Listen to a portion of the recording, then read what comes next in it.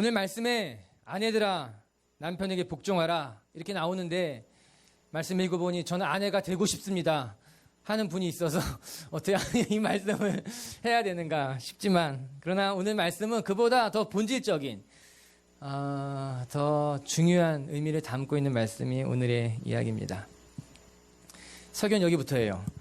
우리의 신앙이 삶으로 이어져야 한다라고 하는 거예요. 신앙이 삶으로 이어지지 않는다면 그 신앙을 가리켜 우리가 온전한 신앙이다 그렇게 말할 수는 없을 것입니다. 그런데 안타까운 것은 우리는 신앙이 삶과 분리된 사람들을 우리 주변에서 어렵지 않게 찾아볼 수 있다라고 하는 거예요.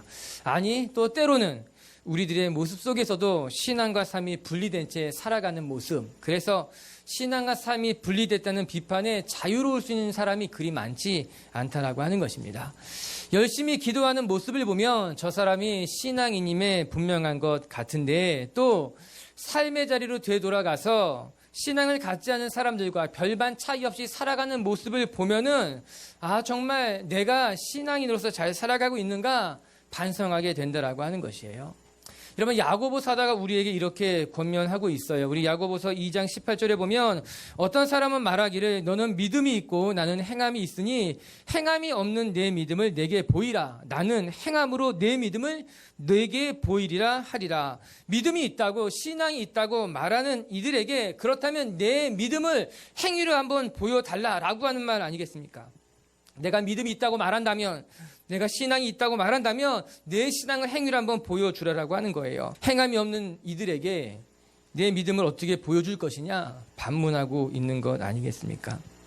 이것이 신앙과 일치된 삶을 말하는 것 아니겠습니까? 내 삶의 신앙인의 모습이 보여줘야 한다라고 하는 것이에요. 사랑하는 성도 여러분, 우리의 신앙이 드러나는 곳이 바로 삶의 자리일 것입니다. 우리가 입술로만 신앙을 왜 기침을 하죠? 죄송합니다. 우리가 입술로만 신앙을 드러내는 것이 아니라 우리의 삶의 자리에서 신앙이 드러나야 한다라고 하는 거예요. 그것이 진정한 신앙인의 모습인 거죠. 신앙과 삶이 분리되지 않은 온전한 신앙을 우리가 연습하고 훈련해야 된다라고 하는 것입니다. 그리고 오늘 우리가 묵상하게 될 이 골로새서 3장의 말씀은 단지 남편과 아내, 부모와 자녀에 대한 이야기를 넘어서서 신앙인이 삶의 자리에서 어떠한 모습을 가져야 하는지를 매우 구체적으로 보여주고 있는 말씀이라고 하는 거예요. 여러분, 우리는 그리스도인이면서 또한 한 남자의 아내이기도 합니다. 우리는 그리스도인이면서 한 여인의 남편이기도 한 거예요. 또한 부모를 사례가 걸렸군요. 주님, 대신해 주시는 거예요? 감사해요. 우리는 부모를 섬겨야 하는 자녀이며 자녀를 잘 양육해야 될 부모이기도 하다라고 하는 거예요. 우리는 그리스도인이면서 또한 직장을 가지고 있고 적지 않은 사람들을 이끌어갈 리더이기도 하다라고 하는 것입니다. 이 말이 무엇인가? 우리의 정체성이 단지 그리스도인일 뿐만 아니라 여러 관계들 속에서 함께 맺어진 존재라고 하는 거예요. 우리는 그리스도인이면서 남편인 거예요. 우리는 그리스도인이면서 아내이고 그리스도인이면서 부모이며 그리스도인이면서 상관이고 그리스도인이면서 팔로우라고 하는 것이에요. 그러나 적지 않은 사람들이 자기의 정체성을 단지 그리스도인으로만 국한시켜 놓고 삶의 자리에서 또 다른 영역의 정체성을 망각한 채 살아가고 있다라고 하는 것이에요. 우리는 그리스도인이면서 아내이기 때문에 아내의 정체성을 잃어버리면 안 된다라고 하는 거예요. 우리는 그리스도인이면서 남편이기 때문에, 그리스도인이면서 부모이기 때문에 남편의 정체성도 부모의 정체성도 상관의 정체성도 잊어버리면 안 된다라고 하는 것입니다.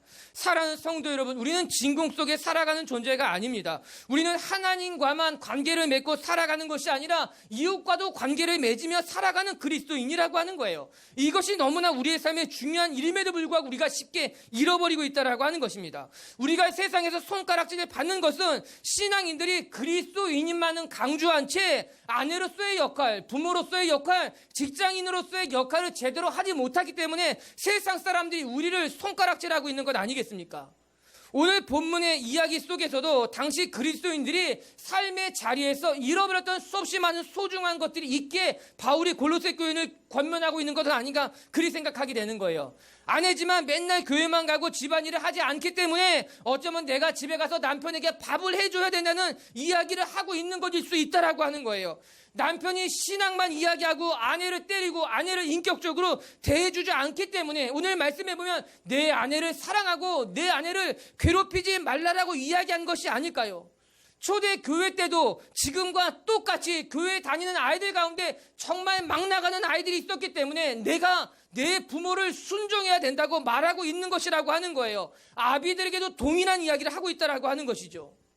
우리는 성경 속의 말씀을 너무나 거룩하게만 또는 추상적으로만 바라보기 때문에 정말 실제적인 교훈을 놓칠 수 있다라고 하는 것입니다.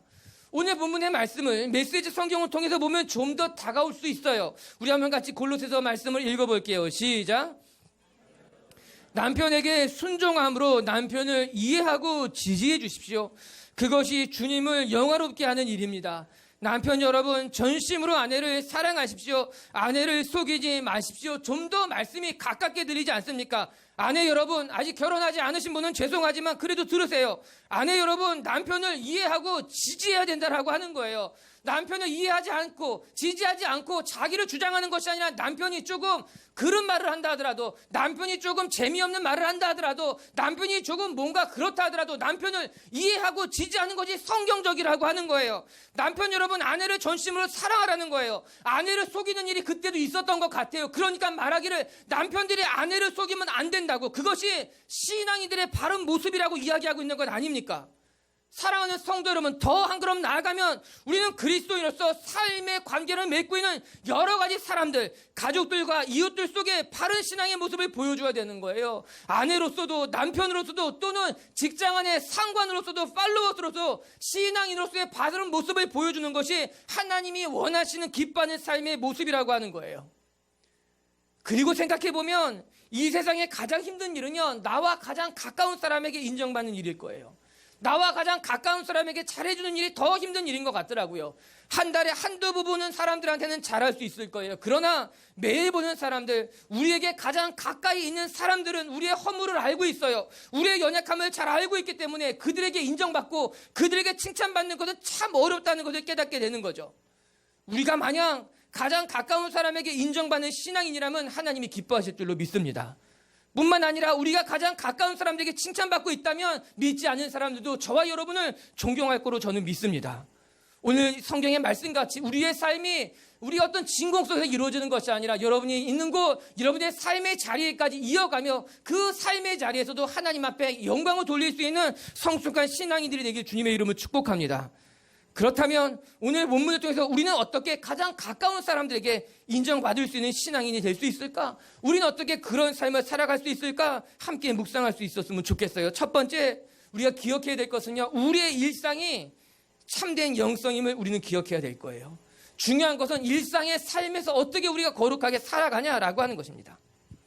바울이 골로새서를 기록한 중요한 이유 중에 하나는 그 당시 골로새 교회에 영지주의자들이 조용히 스며들어 왔다라고 하는 거예요. 영주주의가 무엇일까? 이 영주주의 이단 사상은 거룩한 것과 속된 것을 철저하게 구분하는 일이었어요. 영은 거룩하고 완벽하지만 육은 속되고 추하다라고 하는 것이에요. 영은 우리를 구원하지만 육은 우리의 구원을 방해하고 막는다고 하는 것이에요. 그래서 육체적인 것들은 철저하게 배제하게 됩니다. 육체적인 것을 멀리해야만 한다고 주장했던 것이 영지주의예요. 그들은 이런 영적인 지식을 가져야지만 구원에 이룰 수 있다고 생각했어요. 이 영지주의란 말이 그노스티코스라고 하는 말인데, 그노시스, 즉 비밀스러운 지식을 가진 사람들에서 유래한 말이라고 합니다. 즉 이 영지주의라고 하는 것은요, 거룩한 것, 영적인 것을 가진 지식, 그들만 구원을 얻을 수 있다고 생각했던 사람들이었어요. 이런 사람들이 골로새 교회를 어지럽히게 만들었기 때문에 바울이 편지를 쓰기 시작한 겁니다. 영지주의의 잘못된 가르침으로부터 골로새 교인들을 바로잡기 위한 것이었어요. 성과 속을 유별나게 구분하는 그것들 속에서 거룩한 것만 하나님의 것이라고 말하는 그들 가운데 참된 신앙인의 삶이 어떤 것인지 알려주길 원했다는 거예요. 여러분, 예수님의 가르침은요 너무나 놀라워요. 기독교는 매우 신비한 종교임에 틀림이 없어요. 그러나 그러나 예수님의 가르침은 삶과 분리되지 않았어요. 오히려 예수님의 가르침은 삶의 한 복판에서 실현돼야 할 것을 가르친 것이 예수님의 말씀이었어요. 예수님은 제자들을 모아놓고 이렇게 말씀하셨어요. 마태복음 5장 13절과 14절을 같이 한번 읽어볼게요. 시작.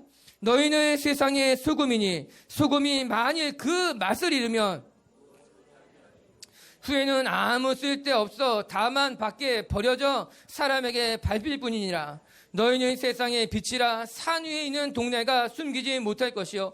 예수님의 이 가르침에 있어서 중요한 것은 너희는 세상의 소금이라고 하는 거예요. 너희는 세상의 빛이라는 말씀이었어요. 너희는 세상과 분리된 삶이 아니라 너희는 세상의 소금이고 세상 속의 빛이라고 말씀하고 있는 것 아닙니까? 즉 우리가 이 세상 속에 들어가서 이 세상 것들이 상하지 않게 하는 것이 우리의 역할이라고 하는 거예요. 어두운 세상 속에 들어가서 그 어두운 세상을 밝히는 것이 우리가 마땅히 해야 할 일이라고 하는 것이에요. 세상과 동떨어져 살아가는 존재가 아닌 거예요. 우리는 세상 사람들과 어깨를 맞대며 그들과 함께 울고 그들과 함께 웃으며 그들을 섬기며 살아가는 것이 하나님이 원하시는 예수 믿는 사람들의 삶이라고 하는 거예요. 여러분, 실상 우리가 그리스도인이 살아갈 때 날마다 거룩한 고민만 하고 살아가는 것은 아니지 않습니까? 우리는 때로는 의견이 다른 일로, 그러나 매우 사소한 일로 부부끼리 얼굴을 붉히며 살아갈 때가 있습니다.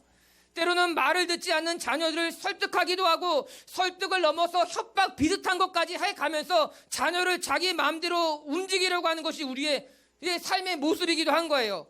운전을 하다 보면은 욕이 나올 만큼 거칠게 운전하는 사람들과 마주치기도 해야만 하는 것이에요. 내가 오랜 시간 동안 줄을 섰는데 새치기 하는 사람들 그냥 망연자실 바라보며 속을 썩이는 일이 허다하기도 한 거예요. 내가 열심히 일했음에도 불구하고 그 일의 공로를 상사가 가로채 가기도 하는 것이 우리가 살아가는 삶의 모습 아닙니까? 우리가 맨날 거룩한 고민만 한다면 신앙생활은 오히려 쉬울 겁니다. 맨날 나라와 민족을 위해서 기도하고 세계 선교에 대한 소망을 갖고 교회에서 헌신하는 일은 오히려 삶의 자리를 떠나서 더 쉬운 일일 수도 있다라고 하는 거예요. 그러나 정말 우리의 삶이 어려운 것은 그렇게 정말로 운전하면서 욕이 나올 만큼 거친 사람을 만나기도 하고 오랫동안 줄을 섰는데 새치기 하는 사람들을 바라보며 싸워야 되나 말아야 되는가 생각하기도 하고 내가 열심히 수고했는데 그 나의 모든 일을 가로채가는 상사 앞에 내가 어떻게 화를 내야 되는지 생각하는 우리의 감정을 흔들어 놓는 이런 삶의 공간 속에서 내가 어떻게 그리스도인으로 살아갈까가 진정한 영성의 모습이라고 성경이 말씀해 주고 있는 거예요. 오늘 본문으로 되돌아와서 생각해 본다면 아내가 남편에게 하는 일 속에서 남편이 아내에게 하는 말 속에서 진짜 영성이 드러나게 되어 있다라고 하는 거예요. 부모가 자녀를 돌보는 일에 자녀가 부모를 대하는 일에서 그 사람의 영성이 흘러나오게 되어 있다라고 하는 거예요. 아니 그것 자체가 진짜 영성이라고 하는 것이죠. 우리는 일상이 영성이란 말을 기억해야 될 줄을 믿습니다. 그냥 나라를 위해 기도하는 것, 세계 선교를 꿈꾸고 있는 것, 그냥 교회에서 봉사하는 것만이 영성이고 영적인 것이 아니라 내 삶에 일어나는 아주 작은 일들, 오늘 말씀과 같이 아내가 남편에게, 남편이 아내에게, 부모가 자녀에게, 내가 일터 직장 속에서 하는 모든 순간순간이 하나님이 바라보시고 하나님이 원하시는 삶의 제사요, 삶의 예배요, 하나님이 원하시는 영적인 것이라고 우리가 깨달아야 한다라고 하는 것이죠. 사랑하는 미추교회 성도 여러분, 작고 사소한 일에 하나님의 뜻이 이루어지길 주님의 이름으로 축복합니다. 여러분의 삶의 순간순간마다 여러분이 거하는 아주 작고 사소한 곳에서도 하나님의 뜻이 이루어져야 될 줄로 저는 믿습니다. 그것이 오늘 바울이 골로새 교인들에게 이야기했던 남편은 아내로서, 아내는 남편에게, 부모는 자녀로서, 자녀가 부모에게, 그리고 일터에서, 직장에서 상사가 또 그 후배에게, 후배가 상사에게 어떻게 살아가야 할지를 보여주고 있는 하나님이 원하시는 삶이라고 하는 거예요. 아무쪼록 원하는 것은 여러분의 삶의 자리에서 신앙의 모습이 드러난다면 하나님께는 우리의 삶을 기뻐 받을 줄 믿습니다. 두 번째, 오늘 말씀을 통해 배우게 되는 교훈은 우리가 우리의 삶에 신앙의 삶으로 이어지길 원한다면 우리는 서로에게 책임을 다하는 관계가 되어야 한다는 거예요. 여러분, 오늘 말씀에 공통적으로 반복되는 것이 있어요. 그것은 무엇인가? 서로라고 하는 단어예요. 물론 서로라고 하는 단어는 등장하지 않습니다. 그러나 모든 구절마다 남편은 아내에게, 아내는 남편에게, 부모는 자녀에게, 자녀는 부모에게, 상주는 종에게, 종은 상전에게, 이 모든 것은 서로라고 하는 단어를 함축하고 있는 말씀이라고 하는 것이에요. 오늘 본문을 이해하기에 있어서 특징을 한마디로 말하면 서로 행해야 된다는 거죠. 한쪽만 행하는 것이 아니라 서로 행하라. 남편은 부인에게, 부인은 남편에게, 자녀는 부모에게, 부모는 자녀에게, 종은 주인에게, 주인은 종에게 하나님이 기뻐하시는 삶의 모습을 보여줘야 된다고 하는 거예요. 이는 서로가 상호 의무를 간직한 존재라고 하는 것이에요. 남편은 남편으로서의 의무가 있고 부인은 부인으로서의 의무가 있는 거예요. 어느 한쪽만 의무를 가지고 있는 것은 옳지 않은 거예요. 남편만 가정의 짐을 지는 것은 결코 옳은 일이 아니에요. 부모만 가정의 짐을 지는 것도 결코 옳은 일이 아니라고 하는 거예요. 아내도 가정에 대한 책임이 있어야 되고 자녀들도 가정에 대한 책임을 가지고 있어야만 한다라고 하는 것입니다. 오늘 말씀을 들여다보시기 바랍니다. 부인에게만 의무가 있는 것이 아니라 남편에게도 의무가 있다고 말하고 있어요. 부모에게만 의무가 있는 것이 아니라 자녀에게도 마땅히 해야 할 일이 있다고 이야기하고 있어요. 더 나아가서 종에게만 의무가 있는 것이 아니라 주인에게도 주인이 행해야 할 의무가 있다라고 하는 거예요. 그런데 여러분, 성경에 쓰여진 시대를 생각해 본다면 이 말씀은 굉장히 충격적인 말씀일 것입니다. 그 당시에 여자에게는 언권이 없었습니다. 여자는 사람으로 괴수되지도 않았던 때예요. 자녀들 또한 마찬가지입니다. 오병이어에서 5,000명을 먹였다고 계수했을 때 그 5,000명에는 여자와 아이들은 포함되지 않았어요. 그들은 숫자로도 여겨지지 못했던 존재였다라고 하는 것입니다. 그렇다면 그 당시 사회를 배경해서 생각해 본다면 아내는 남편에게 복종하라 라는 말은 당연히 넣어도 되지만 남편이 해야 할 의무를 적었다는 것은 놀라운 일이라고 하는 거예요. 자녀가 부모에게 순종해야 할 것이다 라는 말을 적은 것은 이해가 되겠지만 부모도 자녀를 노엽게 하지 말라는 말을 기록해 놓은 것은 굉장히 의외적인 일이라고 하는 것이에요. 더 놀라운 것은 종이 해야 할 일뿐만 아니라 상전이 종에게 해야 할 일까지 기록해 놓은 것은 그 당시 시대를 생각해 놓는다면 정말 쉽지 않은 이야기, 정말 충격적인 말씀일 수도 있다라고 하는 것입니다. 이처럼 성경에서 이야기하는 그리스도인의 삶이라고 하는 것은요, 상호 관계를 바탕으로, 의무를 바탕으로 한다라고 하는 거예요. 상호 의무 속에서 남편이 아내에게, 아내가 남편에게, 종이 상전에게, 상전이 종에게 서로 아름다운 관계, 아름다운 가정, 아름다운 직장을 서로 만들어갈 의무를 말씀해 놓고 있다라고 하는 것입니다. 그만큼 우리 하나님은 멋진 분이구나. 시대와 문화를 넘어서서 하나님의 형상을 가진 사람들이라면 어떻게 살아가야 할지를 보여주고 있는 이 말씀이 2000년 전에 쓰여졌음에도 불구하고 너무나 귀하고 너무나 감사한 말씀이라고 하는 거예요. 하나님은 가정에 대한 어떤 청사전을 가지고 계신지 정확히 보여주고 있는 거예요. 너희가 일터에서 어떠한 삶을 살아갈지에 대한 정확한 청사진을 하나님 이미 가지고 있었다라고 하는 거예요. 그 시대 속에서 사랑하는 성도 여러분, 우리가 가정에서 또는 일터에서 우리에게 맡겨진 그리스도인으로서의 책임을 다할 뿐만 아니라 우리에게 맡겨진 관계 속에서 우리가 해야 할 것을 충실하게 다 감당해낼 수 있는 하나님의 사람들이 될 수 있게 되길 주님의 이름으로 축복합니다. 마태복음 7장 12절에는 이런 말씀이 나와요. 같이 한번 읽어볼게요. 시작. 너희도 남을 대접하라. 이것이 율법이요 선지자니라. 이를 성경에서 말하는 황금률이라고 이야기합니다. 성경에 있는 말씀 중에 가장 귀한 말씀이기 때문에 사람들은 황금률이라고 이야기하고 있는 거예요. 예수님께서 말씀하시기를 누구든지 대접을 받길 원한다면 너희도 남을 대접하는 것이 마땅하다는 거예요. 그것이 진리요 율법이요 선지자의 이야기라고 하는 것입니다. 왜 사람들이 나를 이렇게 무시하냐라고 이야기하기 전에 내가 존중받길 원한다면 먼저 내가 남을 그렇게 존중할 줄 알아야 된다라고 하는 거예요. 다른 사람들의 말을 항상 경청하며 듣는 사람이 된다면 내가 이야기할 때 남들이 내 말을 경청해 줄 것이라고, 그것이 진리요 선지자요 말씀이라고 이야기하고 있는 것 아니겠습니까? 그렇기 때문에 모든 관계는 항상 상대적일 수밖에 없다라고 하는 거예요. 어떤 사람은 나한테 참 사나운 것 같은데 다른 사람에게 친절한 경우가 있습니다. 또 어떤 이는 그 사람 정말 게으르다라고 말하는데 내가 보기에는 정말 그렇지 않은 사람인데 그렇게 생각될 때도 있다라고 하는 거예요. 왜 그런 것이겠어요? 관계가 상대적이기 때문인 거예요. 우리 자신만 봐도 저 사람에게는 참 잘하고 싶은 사람이 있지 않습니까? 저 사람에게는 좋은 것만 보여주고 싶은 사람이 있어요. 저 사람에게는 정말 내가 가진 걸로 다 잘해주고 싶은 사람이 있다라고 하는 거죠. 그리고 그런 사람에게는 정말 잘합니다. 성실하게 열심히 잘 섬긴다라고 하는 것이죠. 그들의 관계는 아름답게 맺어질 수밖에 없다라고 하는 것이에요. 그러나 정말 싫은 사람들이 있죠. 정말 함께하고 싶지 않은, 정말 바라보고 싶지 않은 사람이 있는 거예요. 그러면 당연히 그 사람과의 그런 관계가 맺어질 수밖에 없다라고 하는 것이에요. 그래서 예수님이 말씀하신 거죠. 내가 대접받기를 원한다면 먼저 내가 그 사람의 말을 잘 들어주고 그 사람을 존중해주고 그 사람을 섬긴다면 그 사람도 너를 그렇게 섬길 것이라고 이야기하고 있는 것 아니겠습니까? 아내가 남편을 이해하고 지지한다면 남편도 아내를 사랑하고 존중하게 될 거예요. 남편이 아내를 사랑하고 속이지 않는다면 아내도 남편을 이해하고 지지하게 되어 있다라고 하는 것이에요.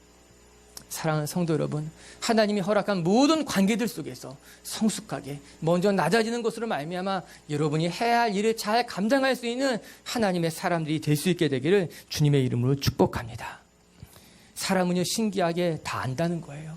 저 사람이 정말 나에게 잘해주는지, 저 사람이 정말 성실하게 하는지. 우리 말씀을 계속 봐요. 세 번째 우리가 깨닫게 되는 것이 있어요. 그건 무엇인가? 23절의 말씀이에요. 오늘 말씀을 읽으면서 가장 눈에 띄는 구절은 단연 23절임에 맞아요. 같이 한번 읽어볼게요. 23절 시작.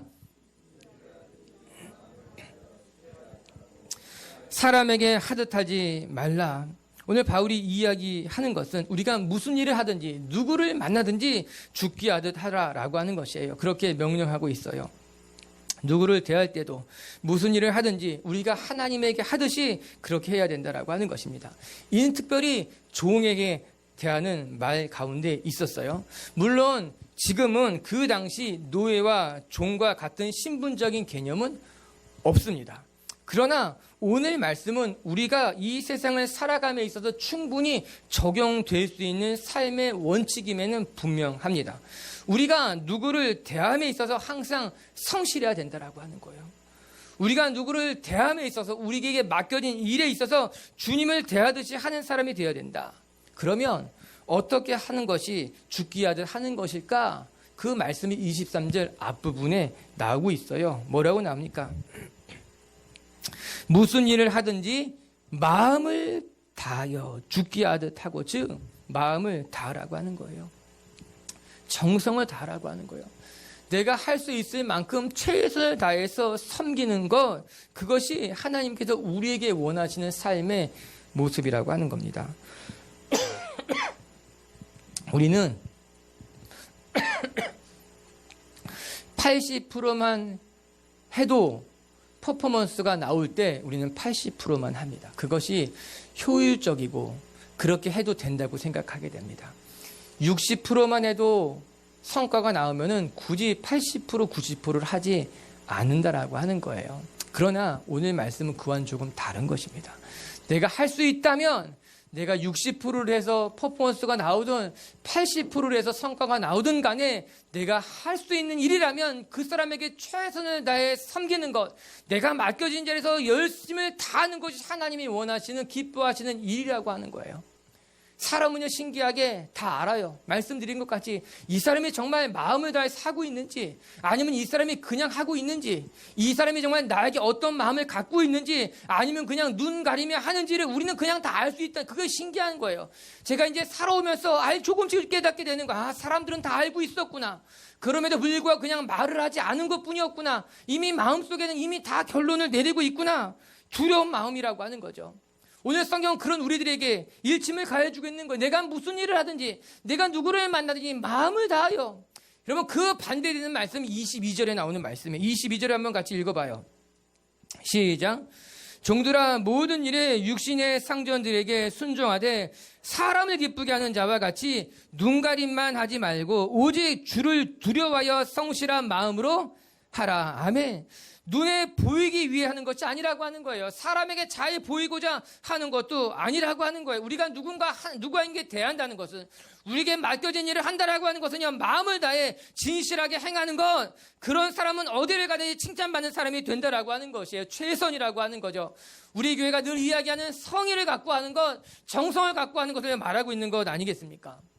우리 미치교회 성도 여러분, 여러분이 할 수 있거든, 여러분이 할 수 있는 선에서 최선을 다할 수 있는 하나님의 사람들이 된다면 여러분은 하나님에게도 인정받을 것이고 여러분이 있는 사람들 가운데도 인정받게 될 줄로 저는 믿습니다. 사도행전의 말씀이 생각이 났어요. 20장 35절에 이런 말씀이 기록되어 있어요. 우리 한번 같이 읽고 예배를 마칠게요. 시작. 범사에 여러분에게 모본을 보여준 바와 같이 수고하여 약한 사람들을 돕고 또 주 예수께서 친히 말씀하신 바 주는 것이 받는 것보다 복이 있다 하심을 기억하여야 바울이 그들에게 보여준 것과 같이 예수님이 우리에게 보여준 것과 같이 우리는 그 예수님 바울의 삶에 본받고 뿐만 아니라 우리가 기억해야 될 것이 정말 우리는 이 세상에 말하는 사랑이라고 하는 것은 받을 때 행복하고 받을 때 좋다고 말하지만 아니라고 하는 거예요.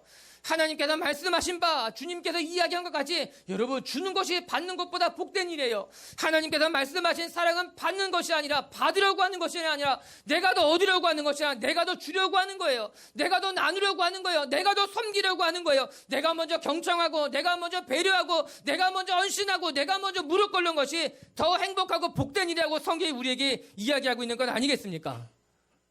할렐루야. 주는 것이 받는 것보다 복되도다 하셨으니 전 우리의 삶도 먼저 베풀고 먼저 나누고 먼저 최선을 다하고 먼저 섬기게 된다면 우리가 있는 자리가 그 가정이 그 일터가 정말 하나님 모시기 뿐만 아니라 많은 사람들 가운데서 아름다운 곳이 될 줄로 저는 믿습니다. 그렇게 우리의 삶이 신앙을 드러낼 수 있는 하나님의 사람들이 될 수 있게 되기를 주의 이름으로 축복합니다. 말씀을 마칠게요. 여러분 우리의 신앙은 삶으로까지 이어져야 한다라고 하는 것입니다. 삶과 신앙이 나눠진 것이 아니라 우리가 신앙을 갖고 있다면 여러분의 가정에서도 여러분의 일터에서도 여러분이 만난 모든 관계 속에 우리는 그리스도인으로서 아내이며 그리스도인으로서 남편이며 그리스도인으로서 부인이며 그리스도인으로서 상관이며 그리스도인으로서 팔로워라는 것을 기억하며 삶의 자리 구석구석에 하나님의 뜻을 이룰 수 있는 성숙하고 성실한 사람들이 될 수 있게 되길 주님의 이름으로 축복합니다. 첫 번째, 일상이 영성임을 기억합시다. 아주 작고 사소해 보이는 그 모든 것이 사실은 예배이며 사실은 제사이며 사실은 하나님 앞에 드려지는 거룩한 일이 될 거예요. 저는 여러분이 만나는 모든 그 작고 사소한 관계를 소중히 여기고 그 작고 사소한 일들 속에 하나님의 뜻을 바라볼 수 있는 하나님의 사람들이 될 수 있게 되기를 바랍니다. 그리고 두 번째, 우리는 서로 책임을 다하는 관계가 되어야만 될 것입니다. 내가 남편이라면, 내가 아내라면, 내가 부모라면, 내가 자녀라면, 내가 상전이라면, 혹은 내가 따라가는 팔로워라면 그 어디에서든지 간에 우리에게 맡겨진 바 일에 최선을 다할 때 그 관계는 아름다워질 것이고 더 깊어지게 될 줄로 믿습니다. 그리고 세 번째, 우리가 무슨 일을 하든지 누구를 만나든지 죽게 대하듯 하십시다. 우리가 죽게 대하듯 한다면 우리의 삶에 하나님의 영광이 나타날 줄로 저는 믿습니다. 할렐루야.